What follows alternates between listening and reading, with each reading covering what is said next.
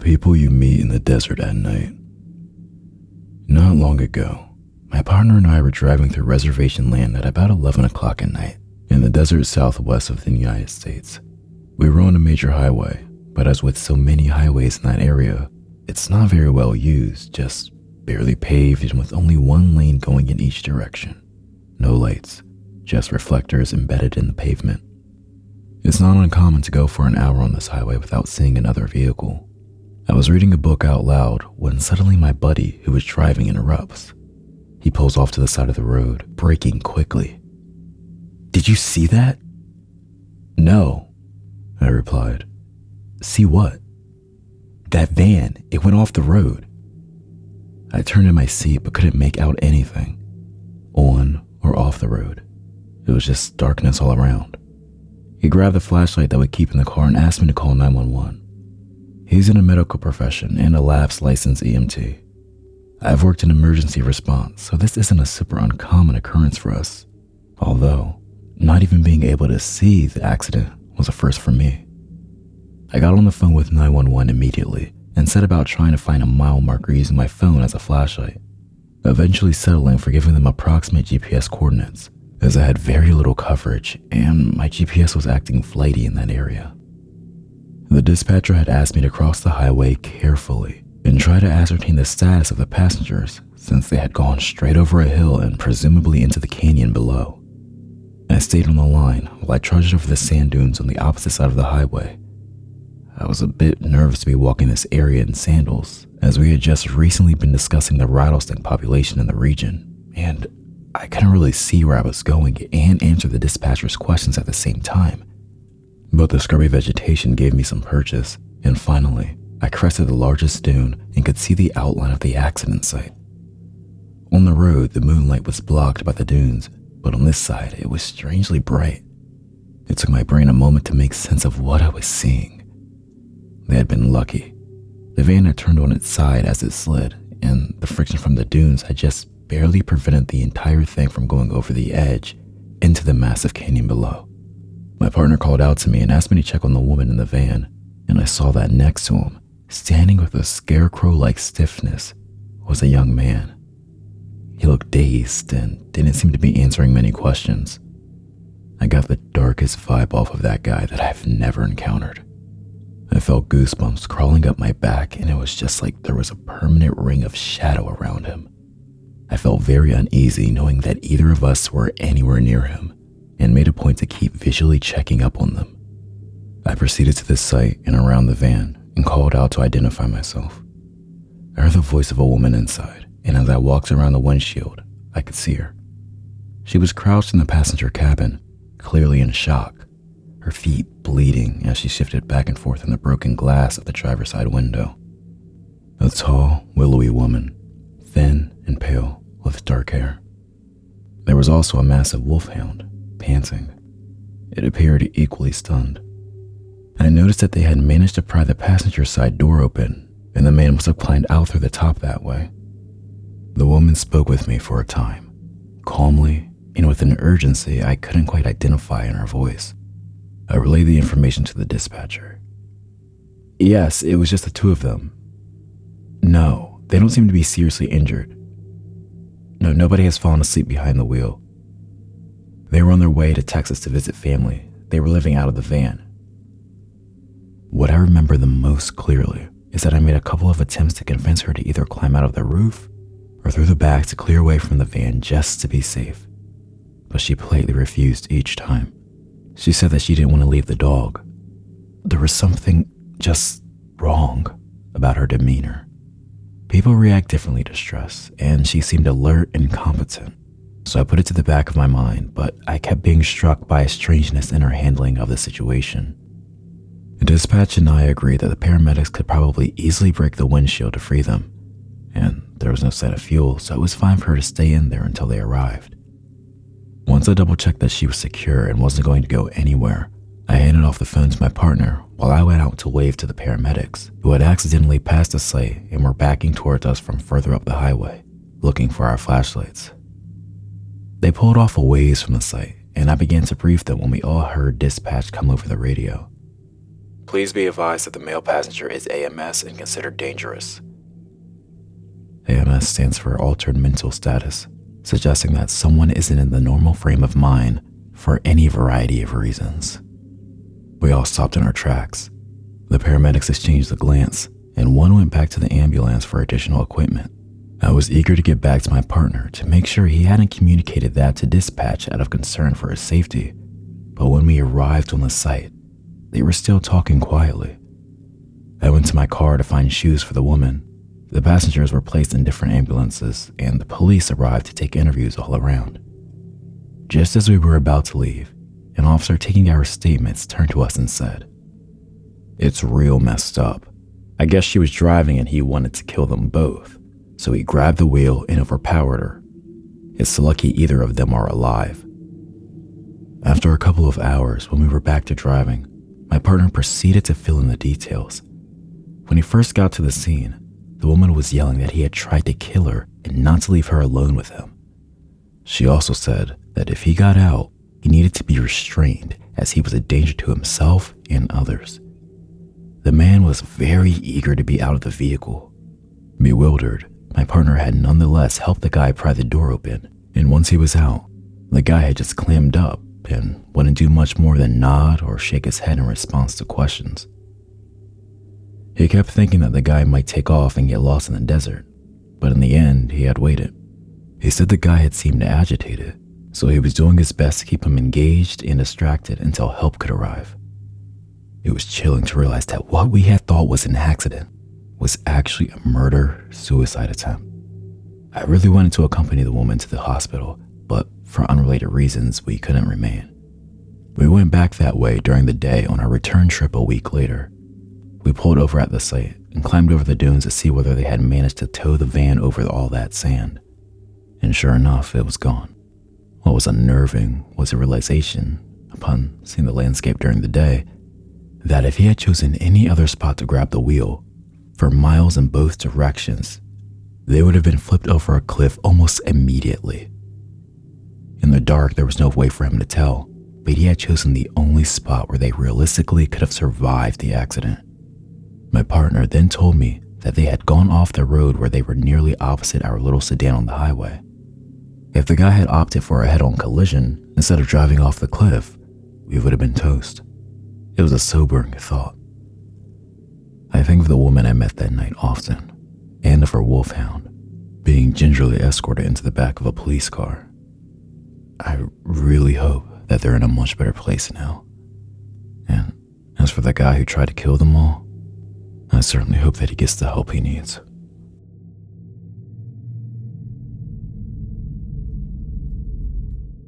Followed on the sketchy side of town. I've read and listened to stories like these for years now. I've had my own moments, but for some reason, tonight, I just needed to share what happened. I'm in school still and work for a family member on certain weekends at a local college selling concessions at the stadium. It's about once or twice a month, and the stadium is off towards the edge of town. It's Friday night. I just got out of school and had to go straight to work. I get to work for 4 hours. It was a half shift tonight. And my boss, which was my aunt, tells me we need to get more spoons for tomorrow's event. We sell ice cream, and these events have over 5,000 people at them. I say, okay, I'll go grab them on my way home. The only store open with heavy-duty spoons is all the way on the other side of town, and I still wanted to go meet up with some of my friends and mess around.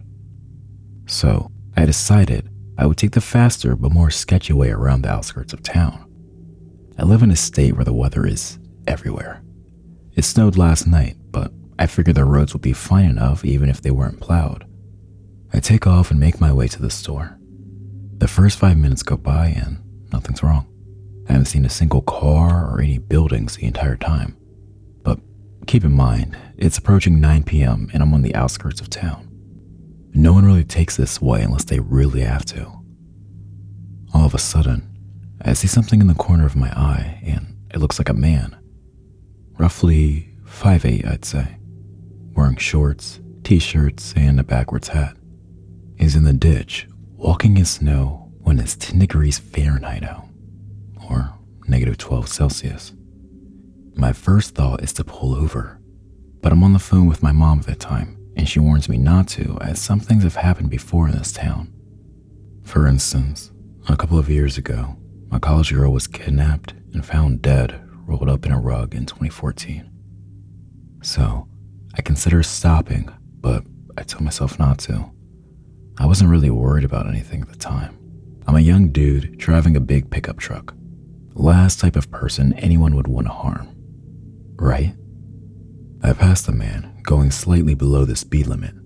I barely drive past him, and immediately, a car that I did not see at all before turns on and pulls out of a field entrance off the road and starts to follow me.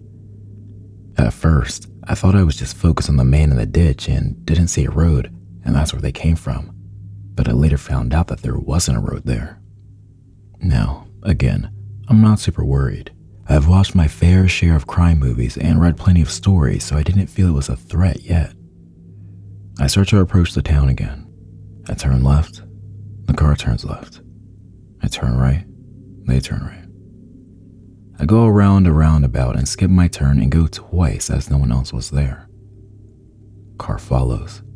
At this point, I start to worry a little, but maybe they just need to go to the store also. I then pull up to a stop sign and I turn without my turn signal. The car follows. Now, at this moment, I should have went right to the police station, but I didn't think much of it. I'm 2 miles from the store where plenty of people will be.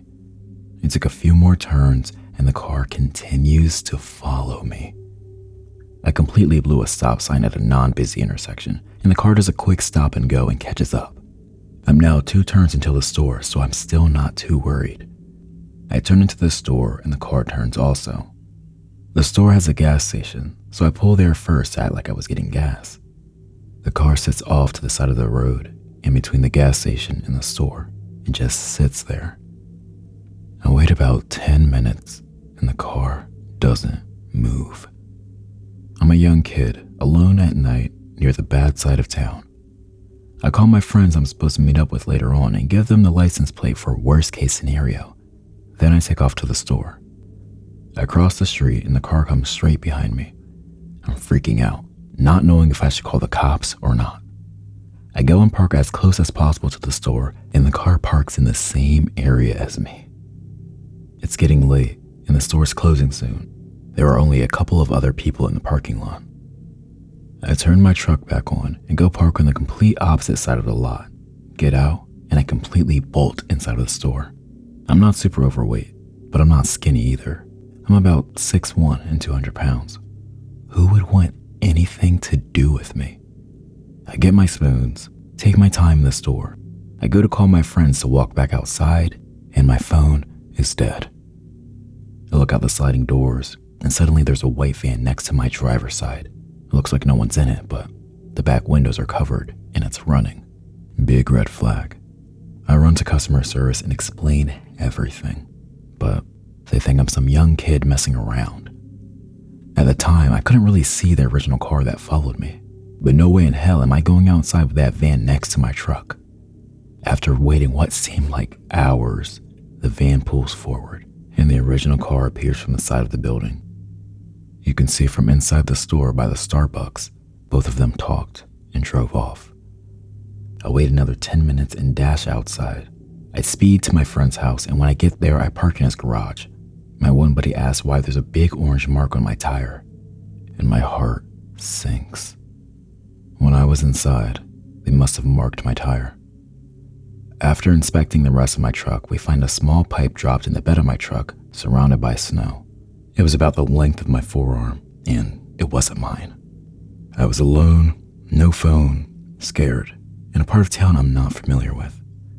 I try to laugh it off, but now that everyone's asleep, I can't help but think what would have happened if I walked outside. I've always been sort of ego boosted on the fact that I'm a chubby fat dude that no one would want to mess with. But after tonight, I realize anyone can be targeted.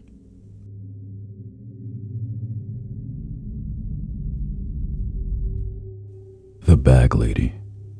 I've always had an innate fear of the night.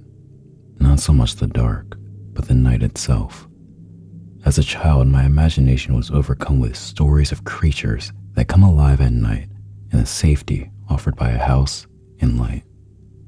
I never had anything to base this fear on until a night when I decided to go with a buddy of mine to a baseball game and got stuck at a light at 2 a.m. after dropping him off at home. Of course, that night the game went into extra innings, and so I didn't get a chance to drop my friend off back home until well after 1 a.m. Everything was fine on my way home until I hit a light right before the street that led to my house. It was a T-junction and I was turning left. The light is one of those that you think is broken until it finally turns green the moment you decide to run it. Of course, I pulled up right as the light turned red. I would have just run the light, seeing as no one was there and it was closing in on 2 a.m. on a school night. But earlier that week, I heard the phrase, "Character is what you do when no one is looking." And for whatever reason, that was the night I decided to prove to myself that I was a man of character. Big mistake. I pulled to a stop at the light, feeling good about myself, bordering on self-righteous, when I happened to look out my window to my left and noticed a lady sitting there all alone on a bus bench. We made brief eye contact, and I quickly looked away. It was too late. I could see movement out of my peripheral vision and knew she was coming my way. I looked out the window and noticed she was carrying a bag. I quickly checked that my doors were locked and all my windows were up. I then moved my right foot above the accelerator just in case and braced myself for what was to come. I was hoping it would just be an awkward exchange and was praying for a quick light change before she could reach me. I knew there was a slim chance of that. She walked right up to my window, put her bag down, and began tapping on the glass. I nervously looked up at her and she motioned for me to put the window down. I had automatic windows, so I was worried about pushing too hard on the window button and the thing coming all the way down. So I took a deep breath and lightly flicked it with my finger. The window moved microscopically down, but she didn't seem to notice or care. She then leaned in and began to talk. She said, "My boyfriend beat me up. I have a friend who lives down the street. Can you give me a ride?" I should stop and give a brief physical description of the bag lady. She was small and skinny and of indeterminate age. She was either in her mid-20s and had lived a hard 20 years on the street, or she was a 60-something-year-old who had lived a moderately hard life on the street. All that to say, just by looking at her, there was no way to verify her story. She looked beat up by life, not just by a boyfriend. But there was something about her delivery. It was robotic and seemed practiced. It was like she was disconnected from the moment. That made my skin crawl, and after a brief debate on whether I should do it, I told her that I had to get home and couldn't give her a ride. After my first refusal, she leaned in closer and said the same thing again. "My boyfriend beat me up. I have a friend who lives down the street. Can you give me a ride?" This time I felt more confident when I declined to give her a ride and told her I had a curfew and had to get home. She leaned in a third time and began her statement. "My boyfriend..." At this point, the light changed. I slowly lifted my foot off the brake and started slowly rolling forward and began muttering an apology. She didn't move. She just looked at the light, then looked down at me. She leaned in closer and said 5 words that haunted me ever since. "You made the right decision." Then she picked up her bag and walked back towards the bench.